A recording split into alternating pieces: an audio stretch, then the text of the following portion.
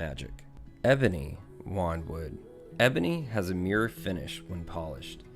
Quote from Ollivander: "This jet black wandwood has an impressive appearance and reputation, being highly suited to all manner of combative magic and to transfiguration.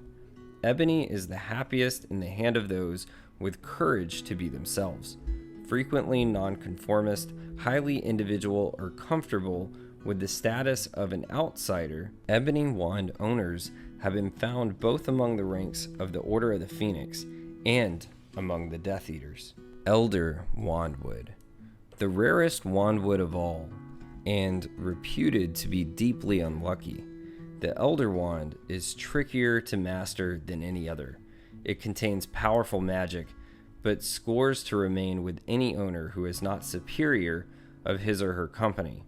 It takes a remarkable witch or wizard to keep the elder wand for any length of time. The old superstition, "the wand of elder never prosper," has its basis in the fear of wand, but in fact, the superstition is baseless, and those foolish wand makers who refuse to work with elder do so more because they doubt they will be able to sell their products than from fear of working with this wand.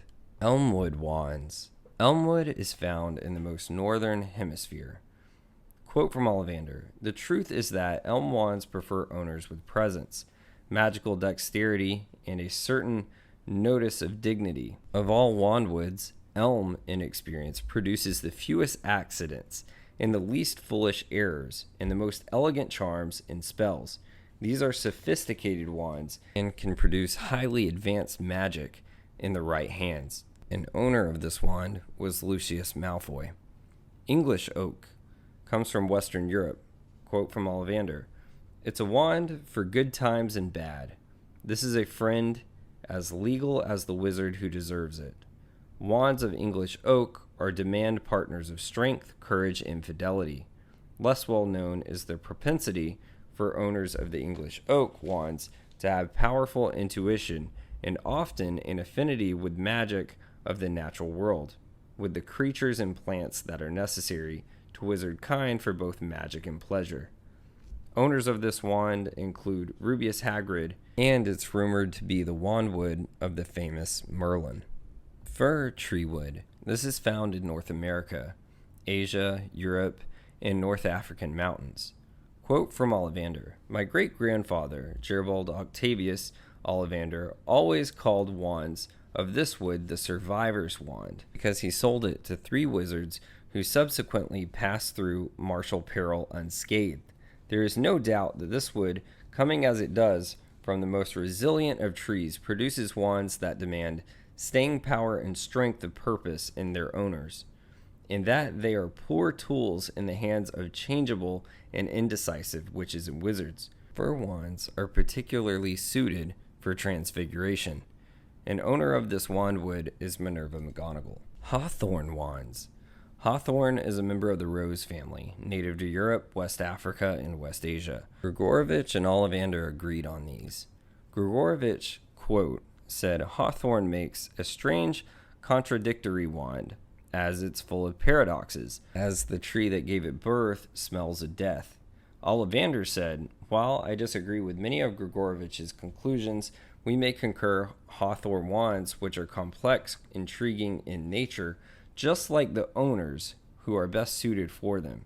Hawthorn wands may be particularly suited for healing magic, but they are also adept at curses, and I have generally observed that the Hawthorn wand seems must at home with a conflicted nature, or one with a witch or wizard passing through a period of turmoil. Draco Malfoy was an owner of this wandwood." Hazel wandwood, according to Ollivander, is a sensitive wand. Hazel often reflects its owner's emotional state and works best for a master who understands and can manage their own feelings. Others should be very careful handling a hazelwood wand. If its owner has recently lost their temper or suffered a serious disappointment, because the wand will absorb such energy and discharge it unpredictably. Professor Trelawney was an owner of this wandwood. Holly wandwood. Quote from Ollivander: "Holly is one of the rarest kinds of wandwoods. Traditionally considered protective, It works most happily for those who may need help overcoming a tendency to anger and impetuosity at the same time. Hollywood wands often choose owners who are engaged in some dangerous and often spiritual quest. The famous Harry Potter had this wandwood. Hornbeam wandwood. This wandwood is found in the northern hemisphere, and Garrick Ollivander himself has this wandwood. Quote from Ollivander: "My own wand is made of hornbeam, and so it is with all due modesty that I state that hornbeam selects for its life mate the talented witch or wizard with a single pure passion, which some might call obsession, though I prefer the term vision, which would almost always be realized.